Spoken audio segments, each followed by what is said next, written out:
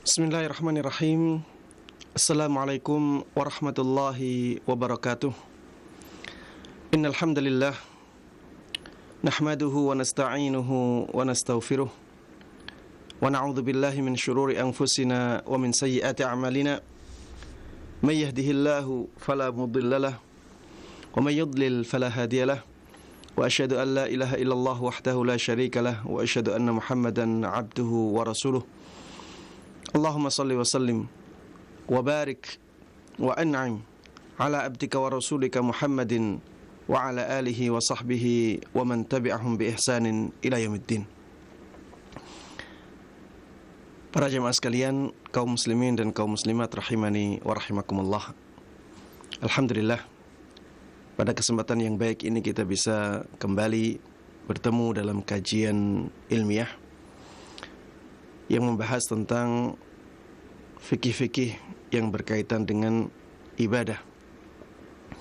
Mudah-mudahan Allah Subhanahu wa taala memberikan kepada kita semuanya keikhlasan dalam menjalankan amalan yang mulia ini, sehingga Allah Subhanahu wa taala mengagungkan pahalanya dan memberikan kepada kita semuanya ilmu yang bermanfaat dan berkah yang akan menjadikan kita semuanya orang-orang yang bahagia dan mulia, baik di dunia ini maupun di akhirat nanti.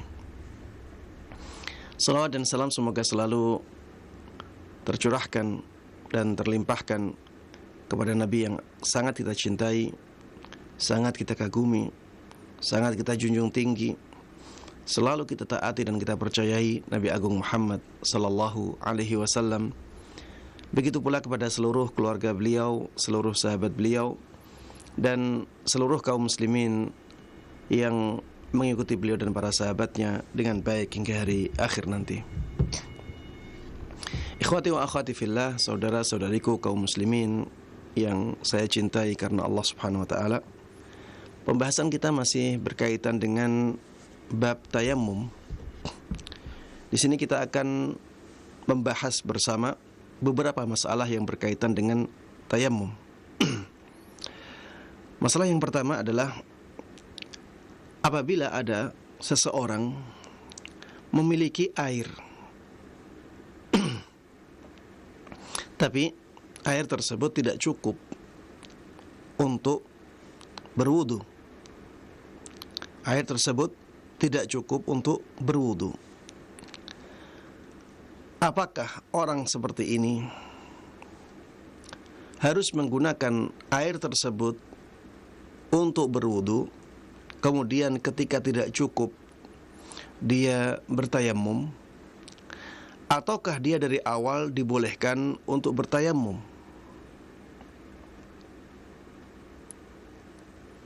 Jadi keadaannya orang ini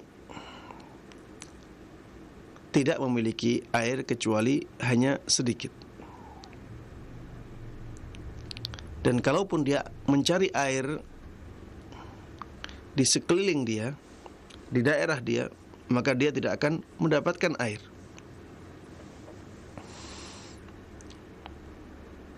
Yang ada pada dia hanya air yang sedikit, tidak cukup untuk berwudu misalnya. Atau misalnya dia butuh untuk mandi besar, dan air yang dia miliki sedikit, tidak cukup untuk mandi besar. Bagaimana keadaan orang yang seperti ini? Apakah dia harus menggunakannya untuk mandi, kemudian apabila tidak cukup, dan memang tidak cukup ya, ketika airnya habis baru dia bertayamum, ataukah dia dari awal dibolehkan untuk bertayamum? Maka di sini para ulama berbeda pendapat. Pendapat yang pertama, pendapat yang mengatakan bahwa orang ini harus menggunakan airnya untuk mandi atau untuk berwudu, ya, sesuai keadaan dia. Nanti ketika air sudah habis, baru dia dibolehkan untuk bertayamum. Karena orang tidak boleh tayamum apabila masih bisa mendapatkan air. dan nyatanya orang ini memiliki air, maka dia tidak boleh bertayamum. Dia harus menggunakan air tersebut dahulu sampai airnya habis. Ternyata setelah airnya habis, misalnya mandinya belum sempurna atau wudunya belum selesai, baru ketika itu dia dibolehkan untuk bertayamum. Karena ketika itulah dia benar-benar tidak menemukan air. Para jemaah sekalian yang semoga dimuliakan dan dirahmati oleh Allah Subhanahu wa taala. Para ulama yang berpendapat dengan pendapat ini berdalil dengan firman Allah Subhanahu wa taala, "Fattaqullaha mastata'tum." Bertakwalah kalian kepada Allah Subhanahu wa taala sesuai dengan kemampuan kalian. Mereka juga berdalil dengan hadis Nabi Muhammad sallallahu alaihi wasallam, "Idza amartukum bi amrin fa'tu minhu mastata'tum." Apabila aku memerintahkan kepada kalian dengan suatu perintah, maka lakukanlah perintah itu sesuai dengan kemampuan kalian. Dan orang ini mampu untuk menggunakan airnya untuk mandi dahulu atau untuk berwudu dahulu. Kemudian setelah airnya habis sebelum bersucinya selesai, maka dia diberikan keringanan untuk melakukan ibadah tayammum. Para jemaah sekalian yang semoga dimuliakan dan dirahmati oleh Allah Subhanahu wa taala. Pendapat yang kedua adalah pendapat yang mengatakan bahwa orang yang seperti ini dibolehkan untuk tayamum dari awal. Dia tidak harus menggunakan airnya untuk berwudu dahulu, dan dia tidak harus menggunakan airnya untuk mandi dahulu. Kenapa? Karena dia tahu bahwa airnya tersebut tidak cukup untuk mandi. Dia tahu bahwa airnya tersebut tidak cukup untuk berwudu. Maka untuk apa dia melakukan ibadah mandi atau ibadah wudu dengan air yang dia yakin bahwa air tersebut tidak akan cukup. Walaupun orang ini memang mendapati air, tapi sebenarnya orang ini tetap tidak bisa mandi dan tidak bisa berwudu dengan air itu. Maka orang yang seperti ini dibolehkan untuk bertayamum dari awal. Karena kalau dia gunakan airnya untuk mandi, dia gunakan airnya untuk wudu, itu hampir sama dengan orang yang membuang air saja tanpa ada guna. Karena nyatanya mandinya tidak selesai. Nyatanya wudunya tidak selesai.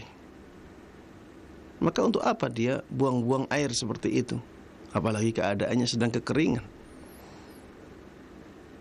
Maka orang yang seperti ini dibolehkan untuk bertayamum dari awal. Ya. Baik. Ini harus dengan asumsi bahwa air tersebut memang tidak cukup untuk mandi. Air tersebut tidak cukup untuk wudu, ya. Misalnya dia punya air cuma segelas, padahal dia harus mandi junub. Air segelas untuk mandi junub, ya, kemungkinan besar memang tidak cukup. Akan ada banyak bagian badan yang belum terbasahi dengan air tersebut ketika digunakan untuk mandi. Atau misalnya dia wajib wudu, dia hanya punya air sepertiga gelas. Maka ini sangat sulit, ya, menggunakan air sepertiga gelas untuk berwudu. Ini sangat sulit sekali. Air yang seperti ini tidak cukup. Maka orang yang seperti ini hukumnya disamakan dengan orang yang tidak mendapatkan air sama sekali. Maka dia dibolehkan untuk tayamum dari awal. Tidak perlu menggunakan air itu untuk mandi, tidak perlu menggunakan air itu untuk berwudu dahulu. Mereka menyamakan masalah ini dengan masalah orang yang punya kewajiban untuk memerdekakan budak. Apabila misalnya ada orang dia berkewajiban untuk memerdekakan budak, seperti misalnya ada orang yang berjima di siang hari bulan Ramadan. Kewajiban yang pertama, apabila dia mampu melakukannya, adalah memerdekakan budak. Kalau memerdekakan budak ini tidak dia mampu, baru dia diwajibkan untuk berpuasa 2 bulan berturut-turut. Taib, apabila orang ini bisa menemukan budak, ada budak yang dijual di pasar, tapi uang yang dia miliki hanya setengahnya saja. Misalnya budaknya seharga 500 juta, dia hanya punya uang misalnya 300 juta. Bolehkah dia beralih ke puasa 2 bulan berturut-turut? Jawabannya boleh. Apakah dia harus menggunakan uangnya dahulu untuk berusaha membeli budak itu, kemudian ketika tidak mampu dia baru boleh untuk berpuasa 2 bulan secara berturut-turut? Jawabannya tidak. Karena dia dianggap tidak mampu membeli budak, walaupun dia punya uang untuk membeli sebagian budak itu. Dia tetap dibolehkan untuk beralih ke pilihan yang kedua. Begitu pula dalam masalah orang yang memiliki sebagian air untuk mandinya, sebagian air untuk wudunya. Maka dia tidak harus menggunakan air tersebut untuk berusaha mandi dahulu, menggunakan air tersebut untuk berusaha wudu dahulu, kemudian ketika tidak cukup baru dibolehkan untuk bertayamum. Tidak demikian ya. Dia langsung dibolehkan untuk bertayamum. Para jemaah sekalian yang semoga dimuliakan dan dirahmati oleh Allah Subhanahu wa taala, pendapat yang kedua inilah pendapat yang saya lihat lebih kuat, wallahu taala a'lam. Karena apa gunanya seseorang menggunakan air yang dia tahu bahwa nantinya air tersebut tidak akan bisa digunakan untuk bersuci secara sempurna? Apa gunanya? Dan orang yang seperti ini bisa dianggap sebagai orang yang tidak mendapatkan air untuk bersucinya. Baik, para jemaah sekalian yang semoga dimuliakan dan dirahmati oleh Allah Subhanahu wa taala. Masalah yang kedua adalah apabila ada orang punya air cukup untuk berwudu, cukup untuk mandi.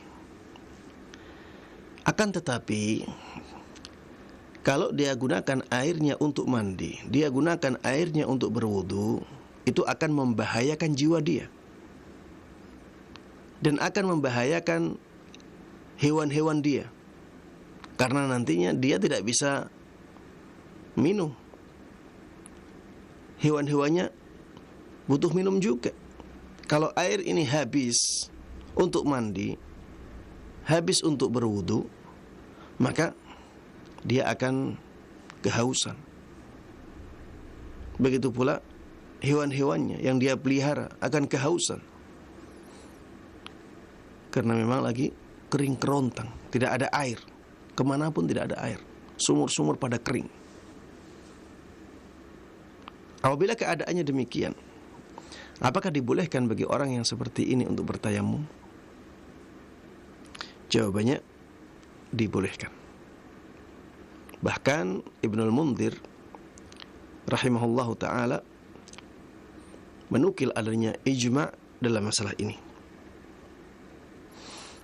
Beliau mengatakan ajma'a kullu man nahfadhu anhu min ahli al-ilmi ala anna al-musafira idza khashiya ala nafsihi al-'atash wa ma'ahu miqdarun yatatahharu bihi min al-ma' annahu yubqi ma'ahu lisyurbi wa yatayammam.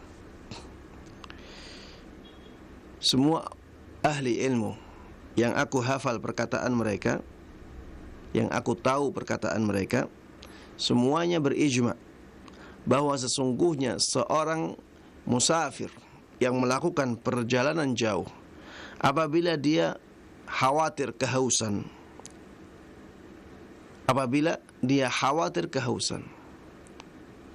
meskipun dia memiliki air yang dia gunakan, yang dia bisa gunakan untuk bersuci, maka orang seperti ini dibolehkan untuk menggunakan airnya atau menyisakan airnya untuk minum. Dia dibolehkan untuk menyisakan airnya untuk minum, ya. Jadi air tersebut dijaga oleh dia, tidak digunakan untuk bersuci, tapi dia simpan untuk kebutuhan minumnya. Adapun bersucinya, maka dia dibolehkan untuk bertayamum. Ini berdasarkan kesepakatan para ulama, sebagaimana dikatakan oleh Imam Ibn al-Munzir rahimahullahu ta'ala, ya. Sehingga apabila ada orang dia mukim, tapi qadarullah di daerahnya sedang kekeringan, dia punya air, bisa digunakan untuk mandi, bisa digunakan untuk berwudu. Tapi kalau digunakan untuk mandi dan berwudu, dia khawatir nantinya dia malah dahaga, malah kelaparan. Dia khawatir kambing-kambingnya akan mati semuanya, misalnya sapinya akan mati, hewan piaraannya dia akan mati. Maka orang yang seperti ini dibolehkan untuk bertayamum, dan airnya tersebut bisa dia gunakan untuk minum dan memberikan minuman kepada hewan-hewannya. Para jemaah sekalian yang semoga dimuliakan dan dirahmati oleh Allah Subhanahu wa taala, inilah rahmatnya Islam. Ketika ada kesulitan, Islam memberikan keringanan. Al-masyaqqatu tajribut taisir. Sesuatu yang berat itu akan mendatangkan keringanan. Para jemaah sekalian yang semoga dimuliakan dan dirahmati oleh Allah Subhanahu wa taala. Masalah yang berikutnya adalah orang yang sakit. Ini sebenarnya pernah kita singgung di pertemuan yang sebelumnya, ketika kita membicarakan bahwa tayammum itu dibolehkan pada dua keadaan. Keadaan yang pertama, keadaan benar-benar orang tidak mendapatkan air, memang tidak ada air. Keadaan yang kedua, keadaan ada air tapi dia tidak mampu menggunakannya. Dan permasalahan yang kita bahas ini menyinggung keadaan yang kedua. Taib, apabila ada orang dia sakit, air melimpah di sekitar dia, tapi dia sakit. Kalau dia gunakan air tersebut, dia takut malah akan membahayakan jiwa dia. Jiwa dia akan terancam apabila dia harus misalnya mandi junub dengan air. Apakah dibolehkan bagi orang yang seperti ini untuk bertayamum? Maka jawabannya dibolehkan. Meskipun ada khilaf atau perbedaan pendapat di kalangan para ulama, namun perbedaannya perbedaan pendapat yang lemah, ya. Pendapat yang sangat kuat adalah pendapat jumhurul ulama, mayoritas ulama, yang membolehkan untuk orang yang seperti ini untuk bertayamum. Karena dia ini dianggap orang yang tidak mampu mendapatkan air. dia dianggap sebagai orang yang tidak mampu mendapatkan air karena dia sakit. Kalau dia gunakan air, dia bisa mati, jiwanya bisa terancam.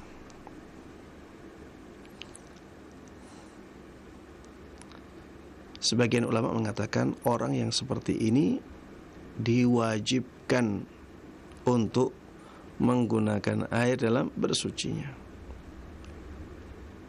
Di antara yang berpendapat dengan pendapat ini adalah imam dari kalangan tabi'in Atha, ya. Imam Atha berpendapat orang yang seperti ini tetap diwajibkan untuk mandi junub dengan air. Tidak boleh bertayamum apabila ada air. Dia hanya boleh bertayamum ketika tidak mendapatkan air sama sekali. Kalau ada air, walaupun dia takut nantinya akan membahayakan jiwa dia ketika menggunakan air tersebut, tetap dia diwajibkan untuk menggunakan air dalam bersucinya. Dan ini pendapat yang berat. Ini pendapat yang berat dan ditinggalkan oleh mayoritas ulama. Pendapat ini berdasarkan zahir ayat. Ketika Allah Subhanahu wa taala mengatakan falam tajidu ma'an fatayammamu. Kemudian kalian tidak mendapatkan air, maka bertayamumlah kalian. Kata-katanya tidak mendapatkan air. Maka yang tampak di sini benar-benar tidak mendapatkan air sama sekali. Benar-benar tidak mendapatkan air sama sekali. Jumhur ulama mengatakan ayat itu juga menunjukkan bahwa orang yang sakit itu boleh bertayamum apabila memang dia khawatir penggunaan air akan membahayakan jiwa dia. Karena ayatnya berbunyi wa in kuntum marda aw ala safarin aw jaa ahadum minkum minal ghaiti aw lamastumun nisa falam tajidu ma'an fatayammamu. Disebutkan di situ apabila kalian sakit. Apabila kalian sakit. Kemudian beberapa redaksi setelahnya falam tajidu ma'an. Kemudian kalian tidak mendapatkan air. Orang yang sakit tidak mendapatkan airnya bisa jadi karena dia tidak mampu menggunakan air itu. Bisa jadi karena dia tidak mampu menggunakan air itu. Karena kalau orang sakit disebutkan, kemudian yang dimaksud dengan tidak mendapatkan air hanyalah tidak adanya air sama sekali. Saya ulangi, apabila tidak adanya air dalam masalah orang yang sakit, itu bermakna tidak adanya air sama sekali, maka apa bedanya antara orang yang sakit dengan orang yang safar, dengan orang yang tidak sakit sama sekali? Apa bedanya? Kalau tidak ada bedanya, kenapa Allah bedakan penyebutannya? Wa in kuntum marda aw ala safarin aw jaa ahadum minkum minal ghaid. Jadi Allah di sini menyebutkan 3 keadaan.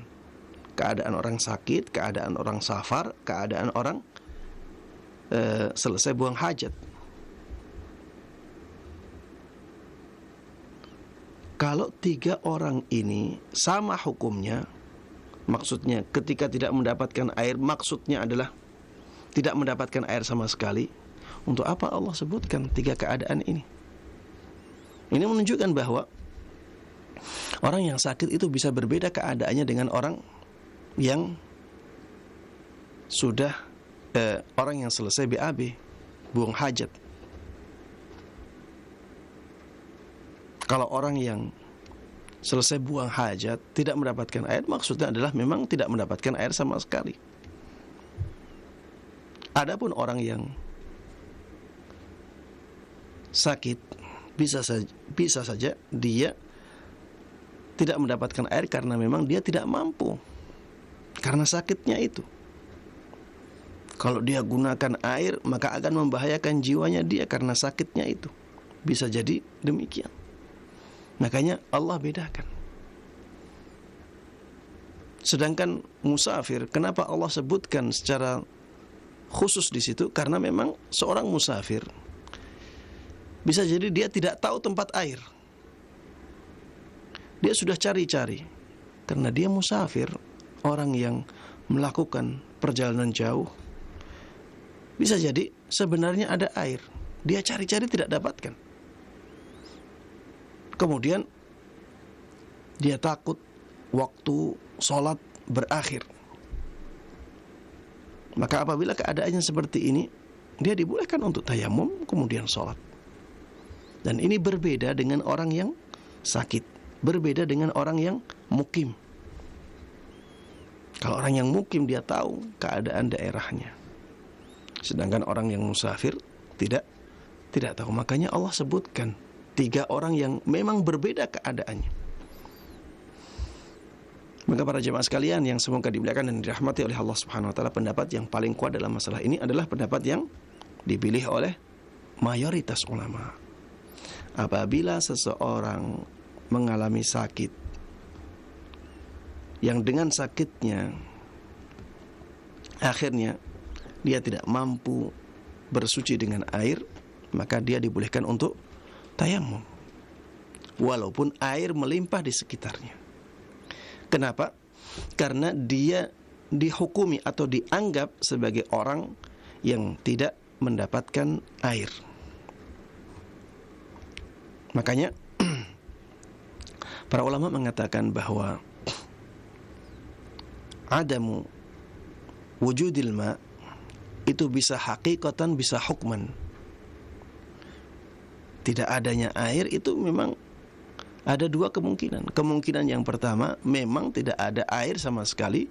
Kemungkinan yang kedua, tidak bisa menggunakan air. Ya. Baik. Permasalahan yang berikutnya para jemaah sekalian yang semoga dimuliakan dan dirahmati oleh Allah Subhanahu wa taala. Apabila ada orang sakit,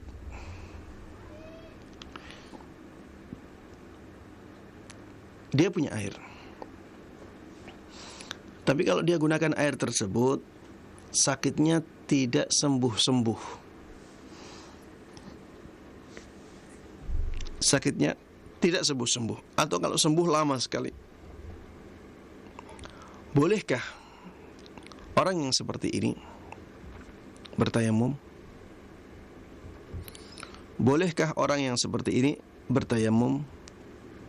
Ada beda pendapat di kalangan para ulama dalam masalah ini. Ada yang mengatakan tidak boleh, kecuali dia mengkhawatirkan jiwanya. Ya, kecuali dia mengkhawatirkan jiwanya. Kalau dia tidak khawatir mati misalnya, hanya kalau dia menggunakan air terus, maka sakitnya tidak sembuh-sembuh. Atau kalau sembuh pun lama, maka yang seperti ini tidak boleh bertayamum. Ini pendapat yang pertama. Pendapat yang kedua adalah pendapat yang membolehkan untuk orang yang seperti ini untuk beralih ke tayamum. Keadaannya dia sakit, kalau dia gunakan air maka sakitnya tidak sembuh-sembuh. Atau kalau dia gunakan air sembuh sakitnya lama. Orang yang seperti ini dibolehkan untuk beralih ke tayamum. Ya. Ini juga pendapatnya mayoritas ulama. Mayoritas ulama membolehkan. Dengan catatan tadi ya, kalau dia menggunakan air maka sakitnya tidak sembuh-sembuh, atau sakitnya tersebut kalaupun sembuh memerlukan waktu yang lama. Padahal kalau dia tidak menggunakan air, maka sakit itu akan segera sembuh. Orang yang seperti ini menurut jumhurul ulama, menurut mayoritas ulama, dibolehkan untuk beralih ke tayamum. Dan ini masuk dalam keumuman firman Allah Subhanahu wa taala, yuridullahu bikumul yusr wa la yuridu bikumul usr. Allah menginginkan kemudahan untuk kalian dengan agama ini, dengan syariat ini, dan Allah Subhanahu wa taala tidak menginginkan kesulitan untuk kalian. Baik. Para jemaah sekalian yang semoga dimuliakan dan dirahmati oleh Allah Subhanahu wa taala. Masalah yang berikutnya, masalah yang banyak terjadi apabila ada orang sakit.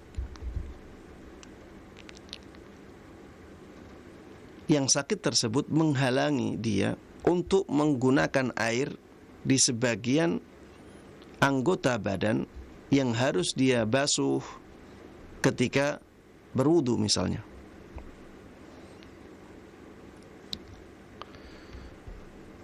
Apakah dia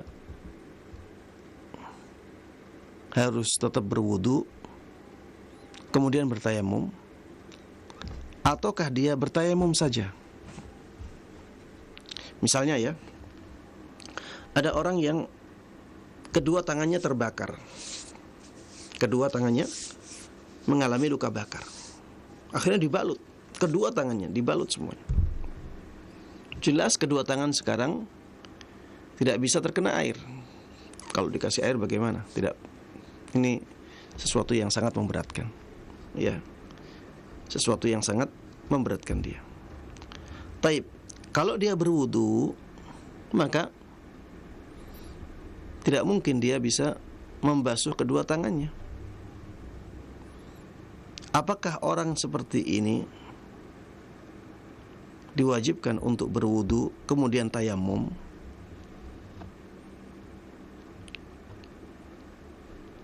Ataukah dia dibolehkan untuk bertayamum saja? Maka ada perbedaan pendapat di kalangan para ulama. Sebagian ulama mengatakan dia bertayamum saja, karena kalaupun wudunya tidak sempurna. Dia meninggalkan salah satu rukun, yaitu membasuh kedua tangan.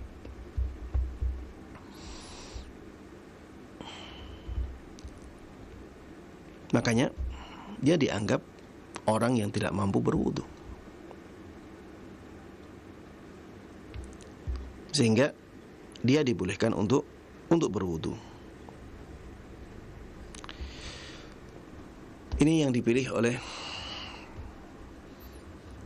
penulis kitab Sahih Fiqh Sunnah.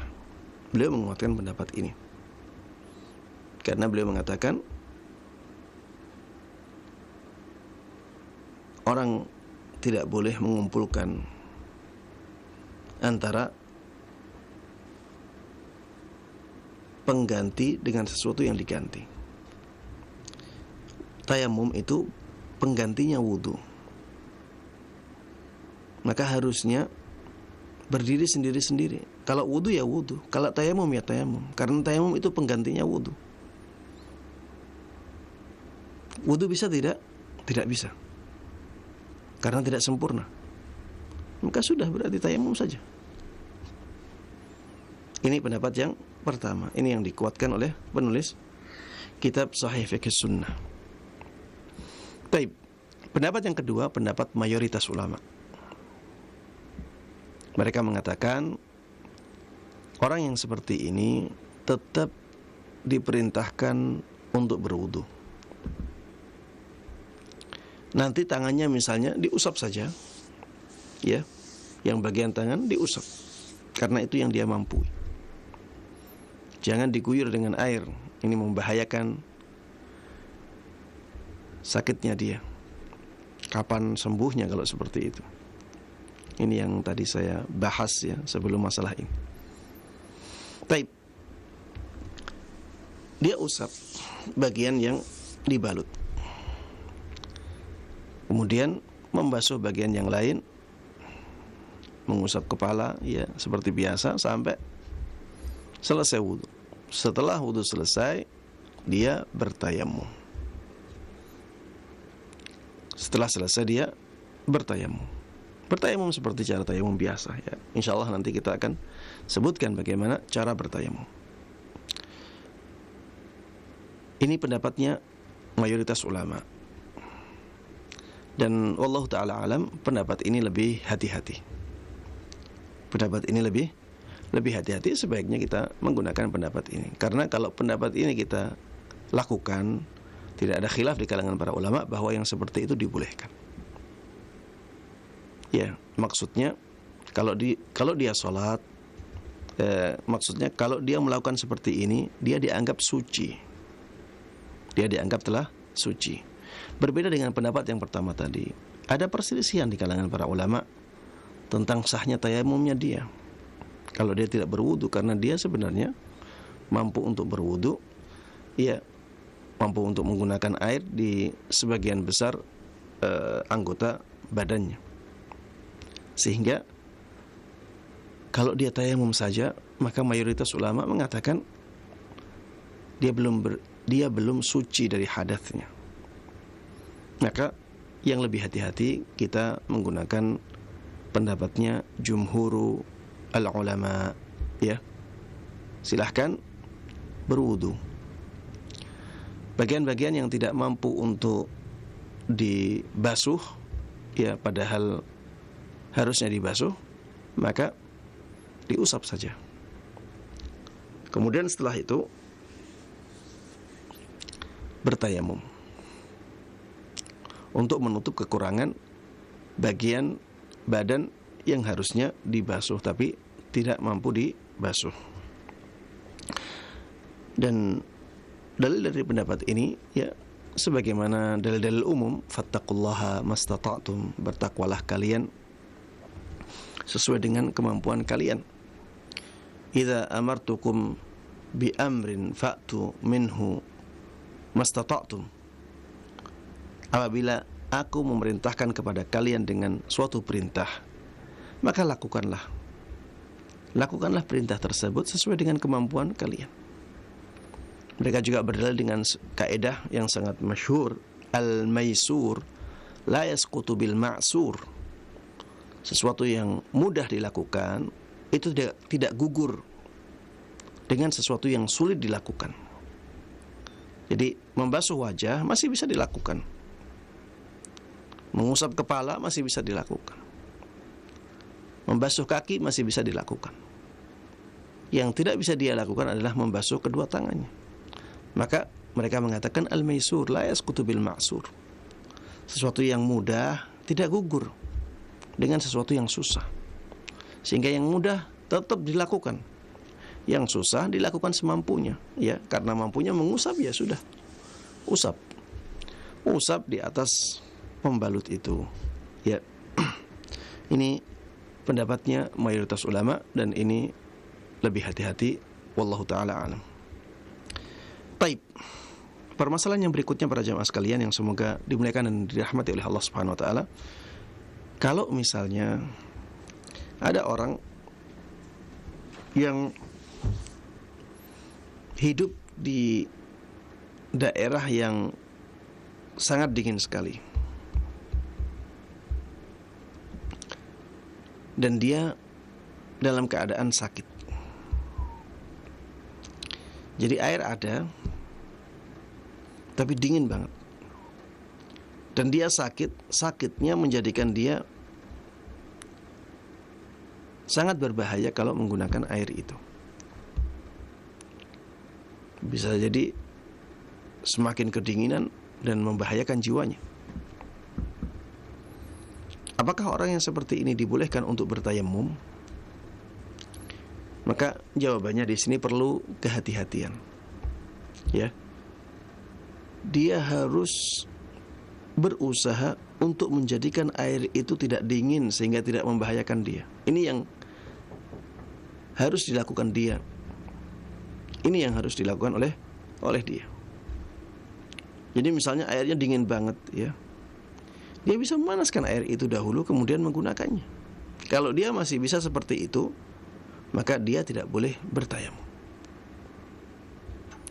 Tapi kalau misalnya sampai pada keadaan dia sakit, airnya sangat dingin sekali, kalau dia menggunakan air tersebut, maka dia bisa meninggal misalnya, atau bisa pingsan. Intinya membahayakan jiwa dia. Dan dia tidak mampu memanaskan air itu. Dia tidak bisa menghangatkan air itu. Maka pada keadaan yang seperti ini pun dibolehkan untuk bertayamum. Karena orang ini dianggap sebagai orang yang tidak mampu menggunakan air. Orang yang seperti ini dianggap tidak mampu menggunakan air. Ya. Kalau dia gunakan airnya akan membahayakan jiwa dia. Maka para jemaah sekalian yang semoga dimuliakan dan dirahmati oleh Allah Subhanahu wa taala, mazhab jumhurul ulama membolehkan orang yang seperti ini untuk bertayamum. Ya, ini sama seperti masalah yang sebelumnya ya, hampir-hampir sama. Orang ini sakit, hanya saja di sini yang menjadikan berbeda dengan masalah yang sebelumnya, kalau airnya hangat dia masih bisa menggunakan air.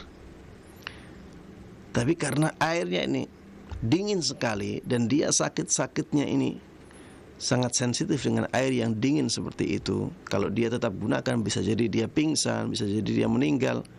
Maka yang seperti ini menurut mayoritas ulama dibolehkan untuk beralih ke tayamum.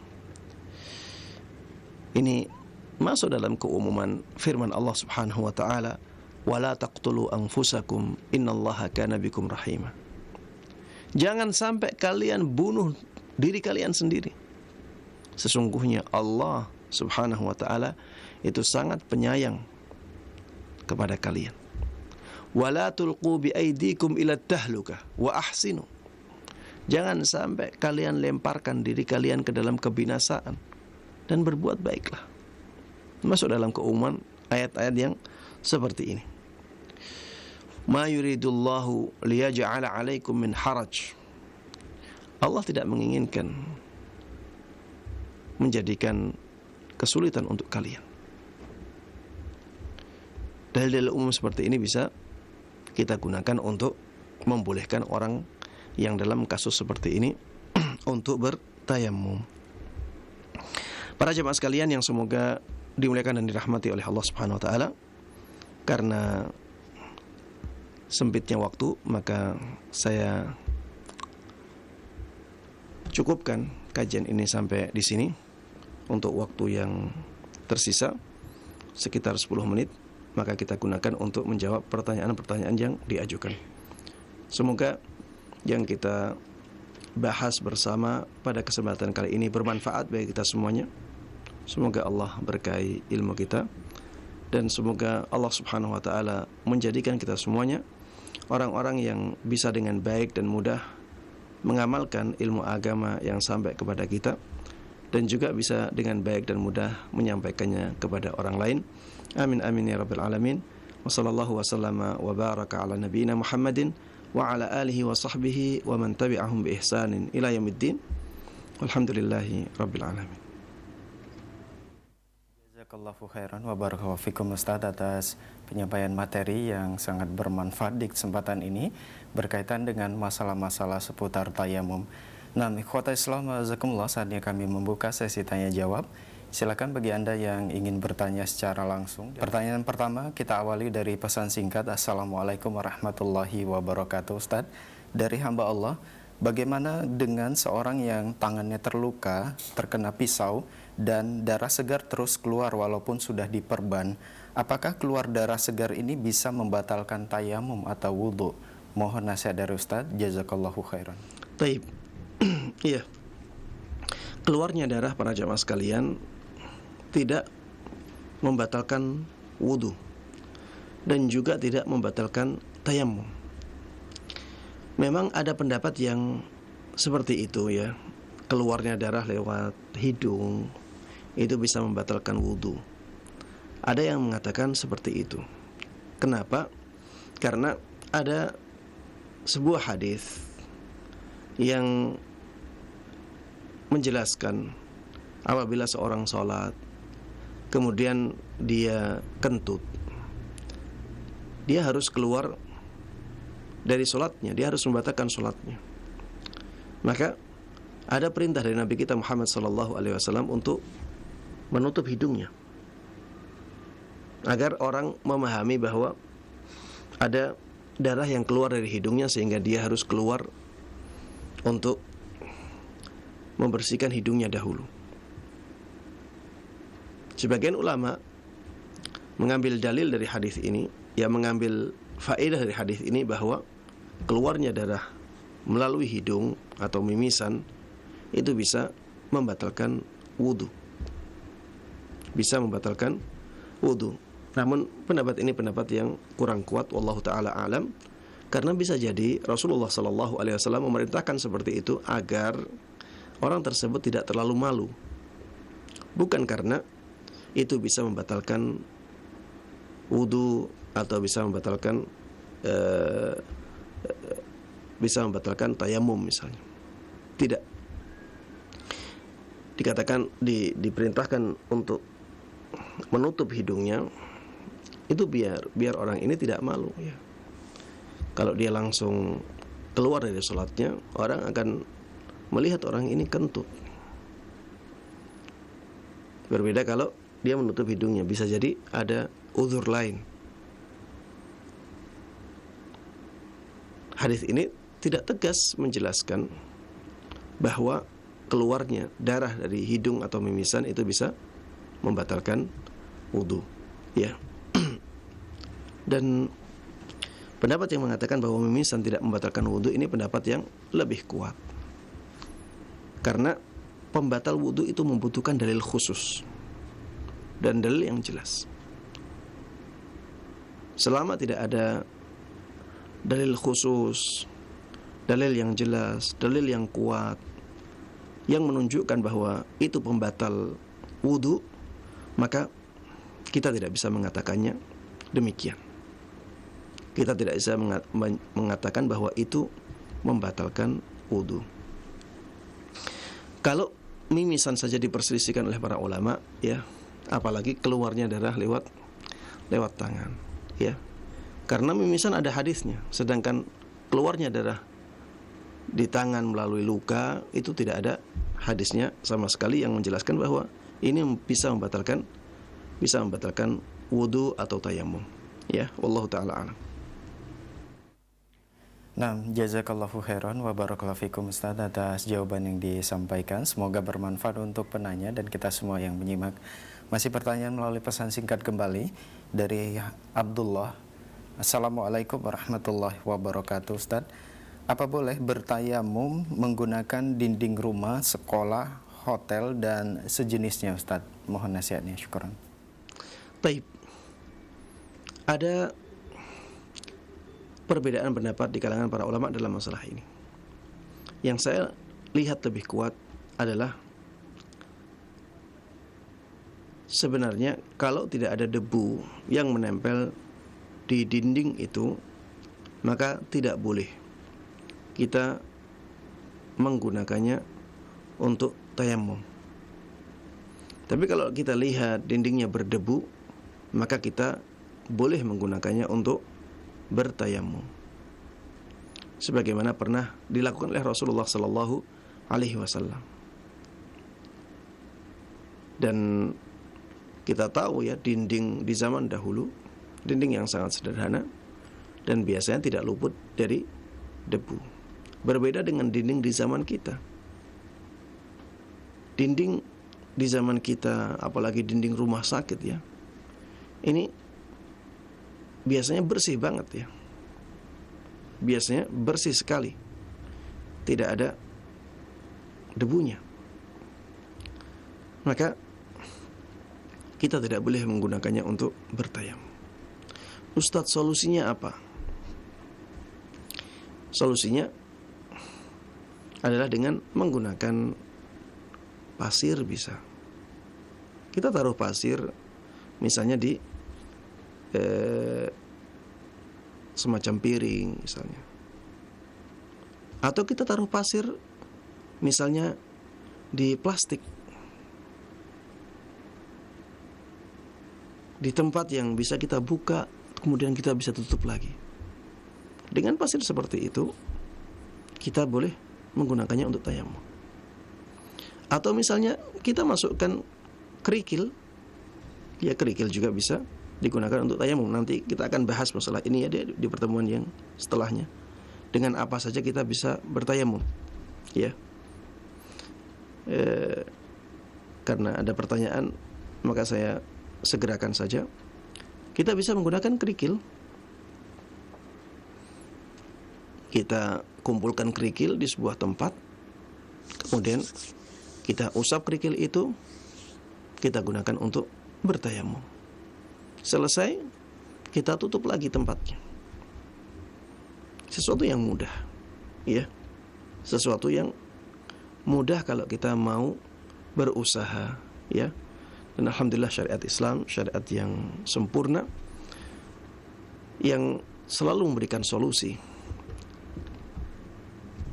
dalam masalah apapun yang kita hadapi, ya. Wallahu ta'ala a'lam. Nah, jazakallahu khairan wa barakallahu fikum Ustaz atas jawaban yang disampaikan. Semoga bermanfaat untuk penanya dan kita semua yang menyimak. Dan saatnya kami membuka tanya jawab melalui telepon. Silakan bagi Anda yang ingin terhubung secara langsung. Halo, assalamualaikum. Waalaikumsalam warahmatullahi wabarakatuh. Dengan Ibu siapa, di mana? Hamba Allah di Pati. Ya, silakan Ibu. Begini Ustaz, saya punya kakak ipar. Dia kecelakaan. Itu wajahnya itu. Ya. Halo? Ya, silakan Ibu, lanjut. Wajahnya itu nggak bisa untuk kena air, terus tangannya juga nggak bisa, sama kakinya juga nggak bisa. Apakah masih dirawat di rumah sakit atau bagaimana? Iya, masih di rumah sakit. Baik. Kemudian? Ya, itu bagaimana caranya? Baik. Itu saja Ibu pertanyaannya. Iya. Baik. Jazakallahu khairan. Wa iyyakum wa barakallahu fikum. Nah, tafadhol Ustaz.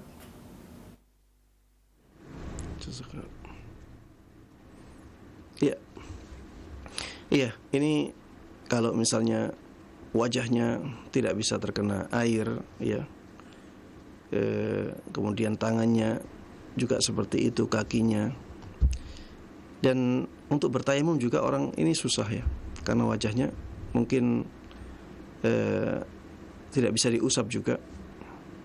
Kalau masih bisa diusap, tangannya masih bisa diusap, maka masih bisa bertayamum. Tapi kalau misalnya dibalut semuanya, wajahnya dibalut, tangannya juga dibalut, orang ini tidak bisa bertayamum juga. Orang ini tidak bisa bertayamum juga. Bagaimana solusinya? Solusinya sholat sebagaimana adanya. Sholat tanpa wudu dan tanpa tayamum. Ini yang diistilahkan oleh para ulama faqidut tahurain.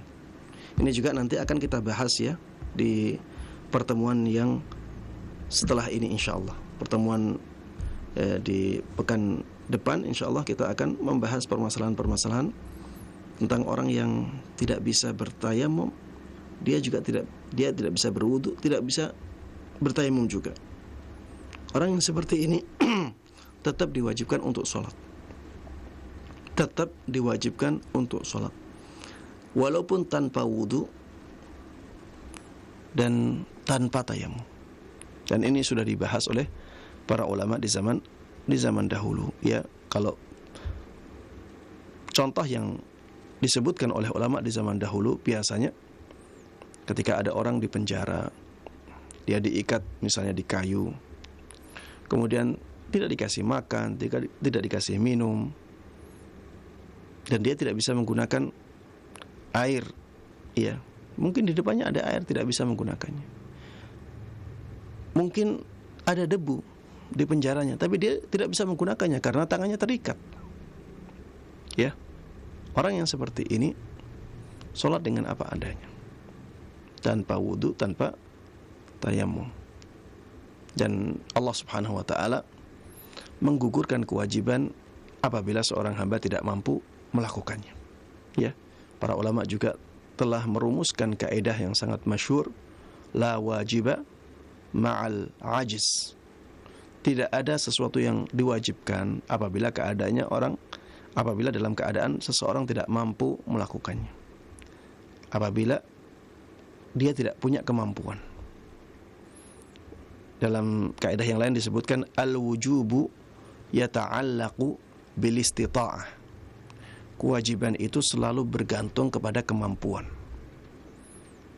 Ketika tidak ada kemampuan, maka Allah gugurkan kewajiban itu. Ketika mampu berwudu, kewajibannya berwudu.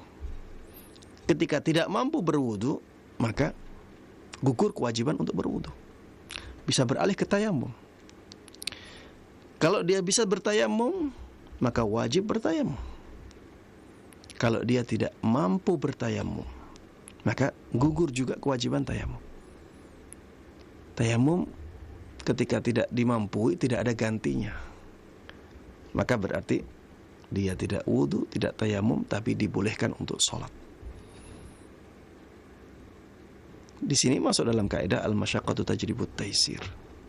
Sesuatu yang berat itu bisa mendatangkan kemudahan. Fa inna ma'al usri yusra. Allah katakan sesungguhnya pada kesulitan itu ada kemudahan.